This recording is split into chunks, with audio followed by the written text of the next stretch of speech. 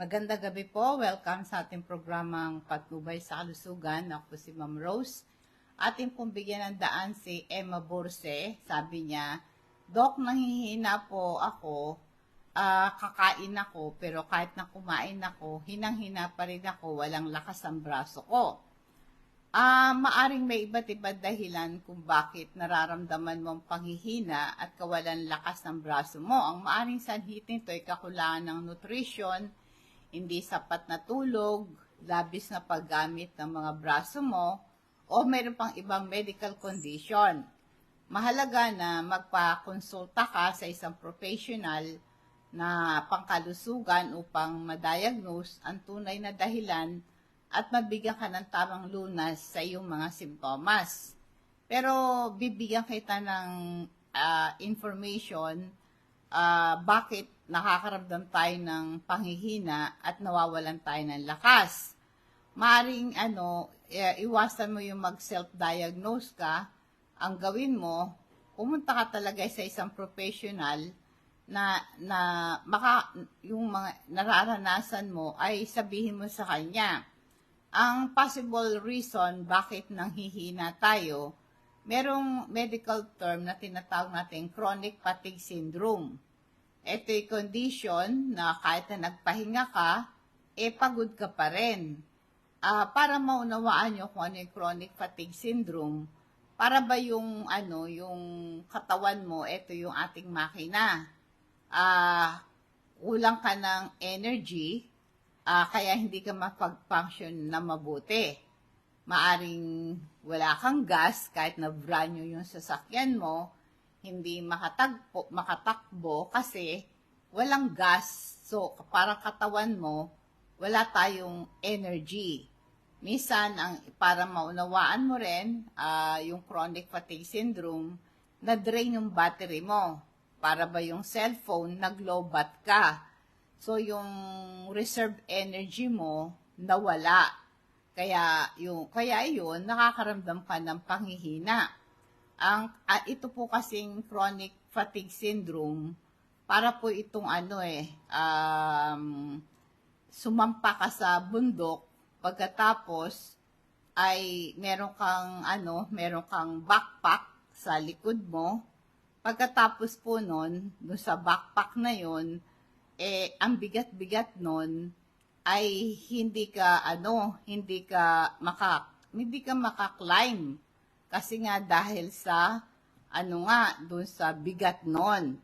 Kaya kailangan ito, kung meron kang chronic fatigue syndrome, ay kailangan ito ay ipakonsulta mo. Ang isang reason din po ng yung panghihina at wala kang lakas, maring ito po ay tinatawag nating anemia, no? Ito yung condition na ang iyong red blood cells, no, ay wala silang enough na iron. Kasi yung iron na yan, ito yung nagdadala ng oxygen. Pagka ikaw ay anemic at nagkukulang ka ng iron, nakakaramdam ka ng pagod, panghihina, at pagkahilo. Para ba yung delivery truck, imaginein mo na ang red blood cells mo ay para silang delivery truck at nagtatransport ng oxygen yon. Ngayon, ang anemia, itong mga trucks na to, para ba yung walang gulong, kaya hindi ka makapag-deliver ng hindi ka makaangkat, kasi nga, yung truck, walang gulong. Kaya, hindi siya makalakad. So, ganun din sa katawan, pag anemic ka, para kang truck na walang gulong. Kaya nga po yung kaya ka nanghihina, kasi nga kulang ka ng iron na nagdadala ng oxygen sa ating katawan. Isang reason din ng panghihina, kung meron kang thyroid problem. Dalawang klase, hypothyroidism and hyperthyroidism. Yung hypo, ito po yung underactive ang thyroid mo. Yung hyperthyroidism, overactive ang thyroid mo, pareho silang nakakaranas ka ng panghihina at wala kang lakas. Kaya nga po ito kasing thyroid natin, itong pinaka-thermostat natin, itong nagre-regulate ng ating body temperature and energy level. Pagka meron kang hypothyroidism, ang thermostat mo ay very low. Pag hyperthyroidism mo, hyper ay very high ang thermostat mo. Kaya nagkukos ito ng excessive energy, anxiety, at saka either na init ka or lamig na lamig ka. Kaya nga po yung ating thyroid ay ito po yung nagbibigay sa atin ng power, nagbibigay sa atin ng lakas. Kaya kapag tayo po ay merong thyroid problem, ay nakakaramdam ho kayo ng nagiging para kang makina na inefficient, hindi siya ma-accelerate, maring yung fuel filter mo barado, o kaya hindi siya makapag-pump ng fuel, o kaya defective yung spark plug, kaya hindi po makalakad ang sasakyan, no? Ganyan po yung thyroid, no? Pagka inefficient ang thyroid, ay para siyang makina na yung bang ang fuel filter niya barado, at ang kanyang fuel pump barado din, at defective yung kanyang spark plug. Kaya nga po yung merong problem sa thyroid ay nagkukos ito ng irritability, instability, at madaling mapagod. Alam mo yung vitamin C natin, pati po yung Super B complex na yan, merong role sa ating energy. Kung gusto mong ma-reduce yung pagod mo, ma-improve yung energy level mo, ay mag-take po kayo ng vitamin C at saka Super B complex. Kaya ang Super B complex na yan, napakahalaga yan sa ating energy metabolism. Yung kinakain natin, nako-convert niya into energy, kaya meron siyang role sa producing blood cells, carry oxygen throughout body. Pagka deficient ka sa Super B complex, it leads to fatigue at sumusuporta sa ating nervous system. Ang Super B complex, ito ay napakahalaga sa proper function ng ating nervous system. Kaya merong role ito sa pagre-regulate ng energy level. Kaya pag kulang ka ng vitamin Super B complex, nagkukos ito ng feeling weak, at saka fatigue and irritability, at mahirap kang mag-concentrate. Kaya importante, kaya mayroon po itong impact ang vitamin C at Super B complex sa ating energy level. Kaya pag kulang ka nito, merong negative effect, no? Kaya para magkaroon ka ng sustainable energy, magkaroon ka ng yung holistic approach po nito, yung balanced diet, kasama po ng pag-take mo ng Super B complex, vitamin C, syempre kasama yung balanced diet, regular exercise, nakakatulog ka, and stress management. Yan ang dapat mong gawin para lumakas ka. Yan ang mga magandang solusyon. Kasi sabi mo nga, nakakaramdam ka ng panghihina kahit kumain ka, tapos hindi mo pa maigalaw yung braso mo. Kaya isang dahilan dyan, yung chronic fatigue syndrome. Pangalawa, yung nabanggit ko kanina, yung anemia. Isang reason, bakit nakakaramdam ka ng panghihina at wala kang lakas. Ang isa, o kaya yung meron kang thyroid problem. Ipa-check mo kung underactive ba yung thyroid mo or overactive ang thyroid mo. May connection yan sa lakas mo. O kaya yung autoimmune disease. Yung pong mga rheumatoid arthritis, mga lupus, ganon, o kung meron kang diabetes, pwede itong mag-cause ito ng pagkapagod at hapo.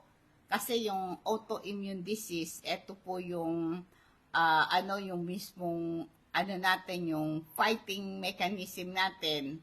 Para ba yung meron kang guard dog, no? Meron kang guard dog, 'di ba? Ang trabaho ng guard dog ay protektahan ka sa mga invaders.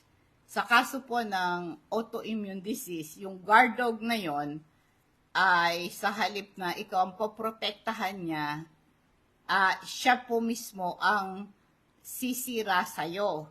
Kaya ngayon, nakakaramdam ka ng fatigue and weakness and pain and inflammation. Yan ang mga dahilan bakit nakakaramdam ka ng pagod at walang lakas. Dapat magpa-check up ka kung meron kang autoimmune disease, no? At pang-apat, yung depression at anxiety. Yung mga mental health condition, nagmamanifest ito ng lack of energy, lack of motivation. Kaya minsan nagiging feeling of hopelessness pagka meron kang depression. Kaya yung depression tsaka yung anxiety, para kang baterya, nawawalan po ng power. Yung isip mo, yung emotion mo, yung action mo na to, ay pagka nadidrain ka ng battery, ay depleted ka ng energy, kaya hindi ka makapag-function na mabuti. Ang epekto nito ay yung panghihina mo at wala kang lakas. Alam niyo, bukod po dun sa vitamin C, Super B complex, mag-take ka ng lecithin at calcium magnesium. Importante po kasi ito, yung lecithin na to, ito ay magandang source of choline. Ito yung nutrients kailangan ng ating katawan sa pag-produce ng neurotransmitter, merong role sa muscle movement, memory, and mood. Pag mababa yung choline level mo, nagko-contribute sa fatigue and weakness. Kaya ngayon, sabi sa research, ang lecithin hindi lang siya brain food. Nag-i-increase yung energy level mo pagka nagtitake ka ng lecithin. Pat ganun din po yung calcium magnesium. Sa ating muscle function, ang calcium magnesium, napakahalagang mineral ito sa muscle contraction and relaxation. Kaya pag kulang ka ng calcium magnesium, ay nagka-cramps yung muscle mo, nanghihina at pagod. Kaya documented dito, pag kulang ka sa calcium magnesium, ang muscle function mo ay kulang sila sa energy level. Kaya po ang calcium magnesium, involved po ito sa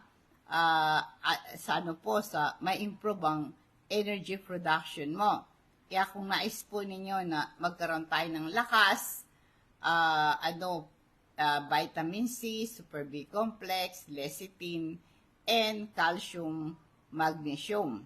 Kaya nga sabi ko, ang nutritional deficiencies ay para kang orchestra na wala kang mga player. Siyempre, pag may orchestra ka, merong mga iba't ibang instrument na iba't ibang tunog, tapos na maganda yung tunog. Kapag kayo merong nutritional deficiency, ang bawat instrument, ito yung nutrients. So, pagka wala yung instrument, very weak ang symphony. Kaya yung tune nila, hindi sila maka-perform ng maganda.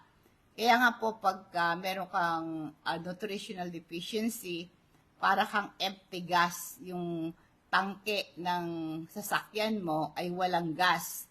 Kaya pag empty yung gas mo, ay mabagal o kaya hindi ka makarating sa destination mo. Ganun po pagka tayo ay kulang sa vitamins and mineral, no? Kaya ngayon, yun ding mga chronic infection, katulad halimbawa, inubo ka, sinipong ka, nilagnat ka. So, pagka may infection ka, lalagnating ka, di ba? Halimbawa, nagkaroon ka ng pneumonia, nagkaroon ka ng infection sa ihi mo, may UTI ka. Ito po, pagka meron kang infection sa loob, nawawala yung energy mo. Kasi nga po, yung ating katawan, yung ating immune system, magko-concentrate sila sa pagsugpo, pagpigil dun sa mikrobyo. So, nangyayari, nawawala ng lakas yung ating katawan. Para ma-prevent po natin yung panghihina, matulog tayo. Kasi yung pong lack of sleep, kulang ka sa tulog, nagkukulang ka ng lakas. Kasi pagka tayo po ay laging puyat, matulog ka 4 hours lang, dapat ang tulog natin 7 to 8 hours. Pag kulang ka nun, manghihina ka. Tsaka isa pa, pagka kulang ka sa tulog, nababawasan yung oxygen.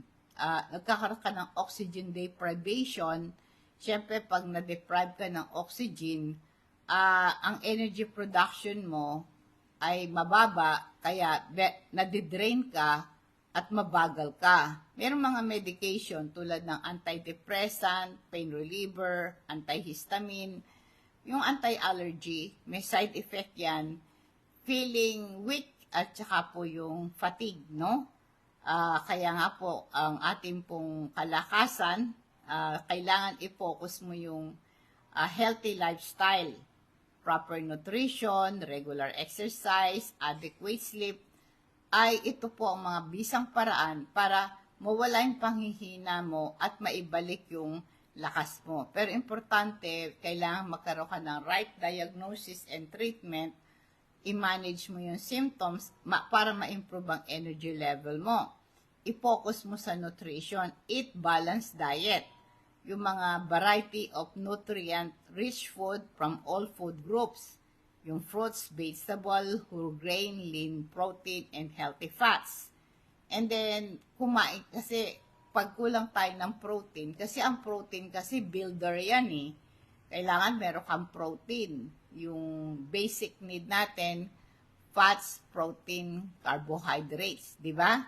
So, at saka susunod nito, yung nakakainom ka ng tubig. Napakahalaga sa energy production and overall health pag nakakainom tayo ng tubig. Ang sinasabi po sa atin, 7 to 8 glasses of water o hanggang 12 glasses of water lang, no? Ang iinumin mo. At saka para yung pagkulang na kulang ka sa tubig, nanghihina ka. Diba kapag nagkaroon ng kulang sa pagkain, uminom ka lang ng tubig, bumabalik yung lakas mo. Limitahin mo yung processed food, sugary drinks. Ito po yung nagpo-provide ito ng quick burst of energy. Pero it leads to crash later.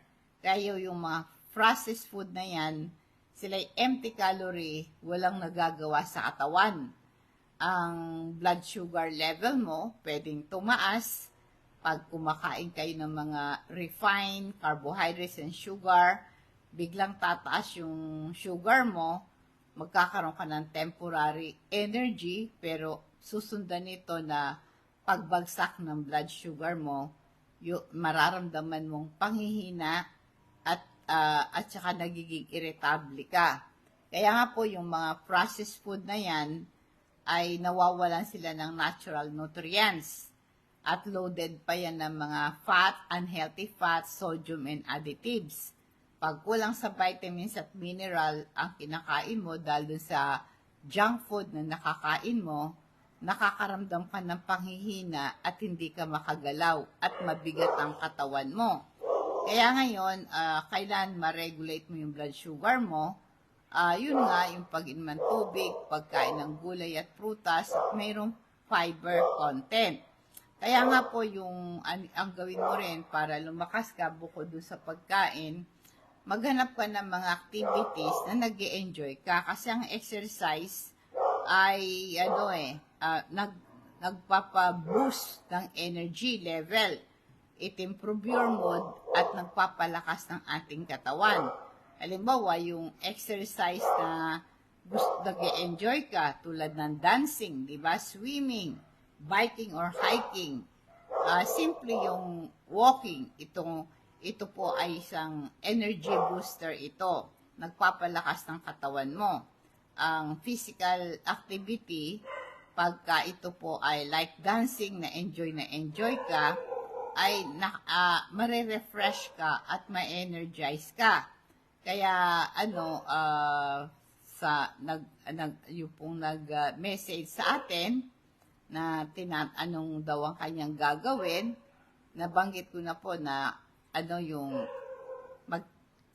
pa-check mo yung thyroid mo, baka meron kang thyroid problem, o baka anemic ka, o kaya po ay meron kang chronic fatigue syndrome. Kaya Emma Burse, yan ang dapat mong gawin. Magpa-check up ka para malaman mo kung saan nanggagaling ang iyong panghihina.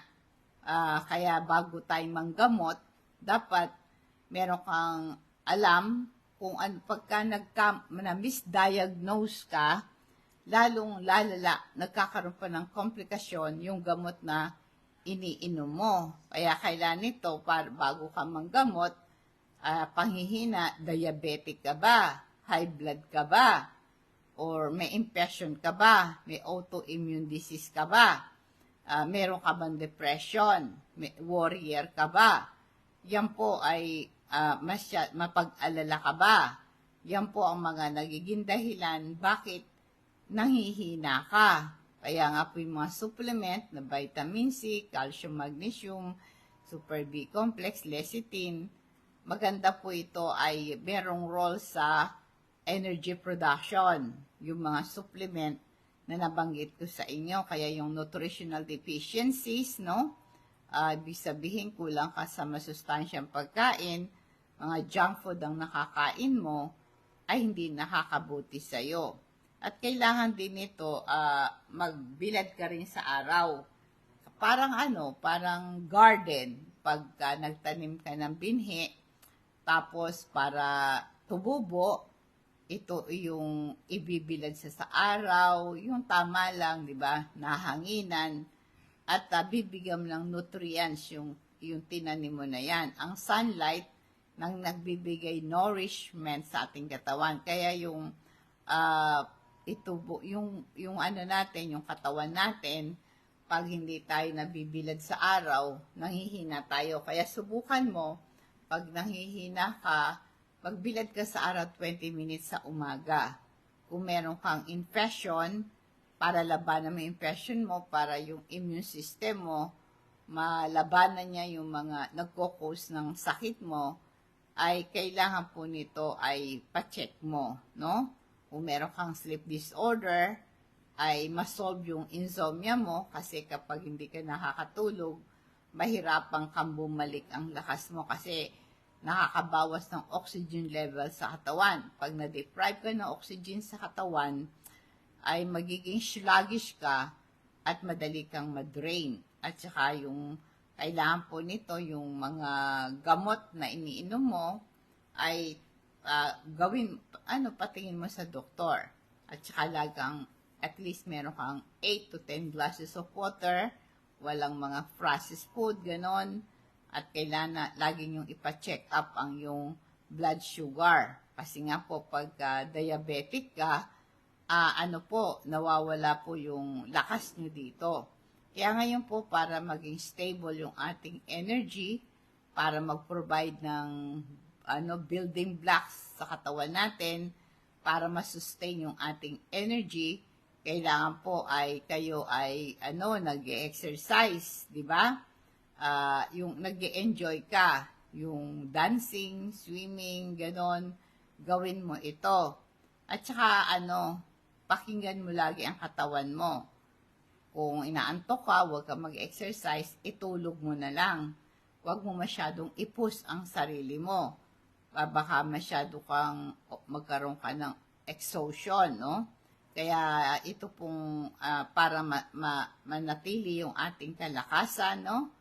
Ay kailangan makarecovery ka. Ang recovery po nito, yung tulog at saka pahinga. Malaking tulong po ito.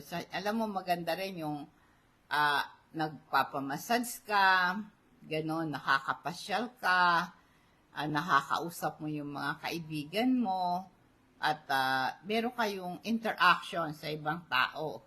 Pero kung mag-isa ka lang, wala kang kausap, wala kang ginagawa, naboboard ka, lalo kang manghihina. Kailangan po, spend time in nature para mag-promote ng relaxation and recovery.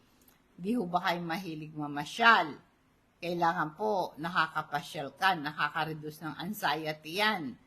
At para ma-improve ang sleep quality mo, ay kailangan masaya ka. Kasi pag malungkot ka, hindi ka gagaling sa karamdaman mo, di ba? Kaya ito, meron po tayong, ito po ang ating crystal oil. Nire-recommenda ko po ito sa inyo. Ito yung concentrated plant extract. Nare-reduce yung anxiety mo dito. Nagpo-promote ito ng relaxation.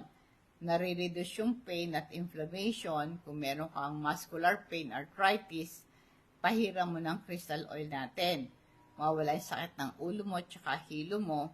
Nakiklear yung congestion, nag-improve yung respiratory health mo, mawawala yung kati ng lalamunan mo. Ito yung natural remedy sa mga shoulder pain. Pag napasok ka, naunto ka, pa hindi ka mabukulan, pahiran mo ng ating crystal oil. May pangkalmanting effect ito sa tiyan, tanggal ang kabag mo, at ma-stop yung stomach cramps, nare-relieve yung nausea and vomiting. Hindi ka rin kakagatin ng lamok pag pinahiram mo ng crystal oil yung balat mo. Yung activated charcoal naman natin, libon tao na po ito ginagamit. Meron siyang antibacterial properties at napapatay niya ibang mga types of bacteria sa bituka. Activated charcoal, nare-reduce yung inflammation sa bituka, nag-i-improve ng kalusugan ng bituka, napiprevent yung passage ng harmful passages sa ating bloodstream. Kailangan yung mga poisoning, i-treat mo, ma-prevent yung hangover, ma-reduce ang diarrhea, nare-relieve yung gas and bloating. Activated charcoal po, ito'y nag-absorb ng gas at toxin sa bituka, nakakalis ng bad breath, lalo na po kung ang bad breath mo galing sa bacteria toxin sa bibig mo.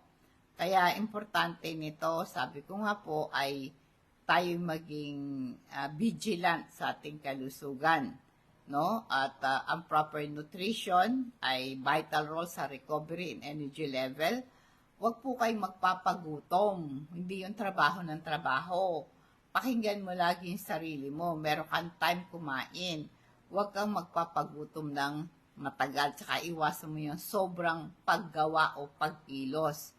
Work and rest, importante yan. Bigyan mo ng chance ang katawan mo na makarecover ka sa pagod at hapo sa pamamagitan mga pagkain may sustansya para ma-repair, ma-rebuild, tsaka inom ka ng saganang tubig throughout the day. At kailangan po nito ay lagi mong tignan yung progress mo, no? Mag-pay attention ka sa tulog mo, at least may 7 to 8 hours ka. Pakinggan mo lagi yung bituka mo. Kailangan po nito, i-compare mo lagi yung everyday ba, okay ka ba ngayon, ganito, di ba? Tignan mo yung progress mo. Tsaka mag-seek ka ng professional na tulong sa mga doktor. Kaya kung persistent yung panghihina at pagod mo, magpa-check up pa sa doktor, certified na trainer for guidance. Alalahanin niyo po na lagi natin pakinggan ng pangangailangan ng ating katawan.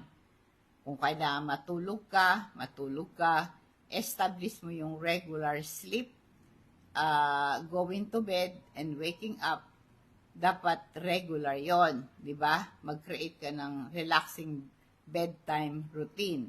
Dapat matuto kang mag-manage ng stress mo. Kasi yung pagka matuto ka ng mga relaxation technique, mga breathing exercise, meditation, para ma-improve ang energy level natin. Ang bilis makaalis ng lakas pagkabalisa ka at namumroblema ka. Maghanap ka ng support, no? Mga counselor na tutulong sa'yo. Nasabi ko nga po kanina, magkaroon ka ng connection sa ibang tao, yung social interaction and positive relationship, at magkakaroon ka ng it boosts your energy level.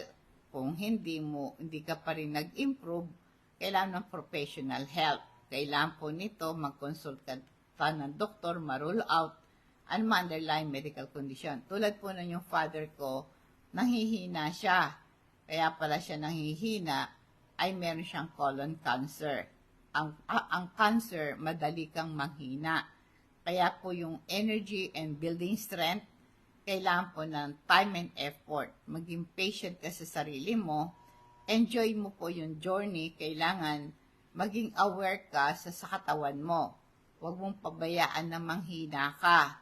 Kaya kailangan meron kang tinatawag nating yung DEAR, proper diet, meron kang itong exercise, at meron ka dapat air, and yung rest, yan, DEAR, D-E-A-R, D, diet, E, exercise, A, air, and R, ito po yung rest. Ito, pag ginawa mo to, ito'y nature's doctor. Samahan mo rin ng pag-take ng omega-3 fatty acid para ma-improve ang blood flow mo at circulation throughout the body.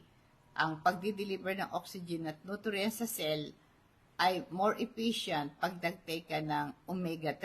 It increase your energy level at nare-reduce yung fatigue at naiwasan mo yung chronic inflammation. Nagko-contribute po sa fatigue and low energy kung meron kang chronic inflammation. Ang omega-3 po ay meron siyang anti-inflammatory properties, nare-reduce yung overall inflammation, it improve energy level. Maganda po ito sa ating brain function, at ito po ay nakakatulong po sa kalusugan ng ating muscle. Kaya kung nais nyo pong magkaroon itong mga food supplement na to, at gusto nyo pong magpa-deliver ng ating mga products, i-chat nyo lang ako sa aking Facebook page, Patnubay sa Kalusugan. Bigay lang yung pangalan nyo, address at cellphone number nyo.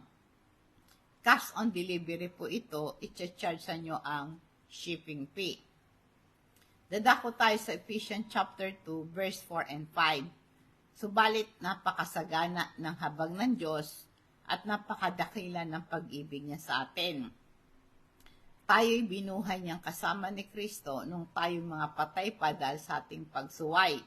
Naligtas nga kayo dahil sa kanyang kagandang loob. Kaya nga po ang image po ng dead in our transgression, nagre-remind sa atin na meron tayong nagagawang kasalanan, kailangan natin ng kaligtasan. Kaya ang new life ay matatanggap lang po natin kung lalapit tayo sa Diyos na may pananampalataya, lahat po ng ating kasalanan ay forgiven pag humingi tayo ng tawad sa Kanya. Magkakaroon ng purpose and direction ng buhay natin kung tayo po'y kakapit daan patungo sa Panginoon. Magandang gabi po, nawa pong pagpapala patnubay ng Diyos sa atin, and God bless us all.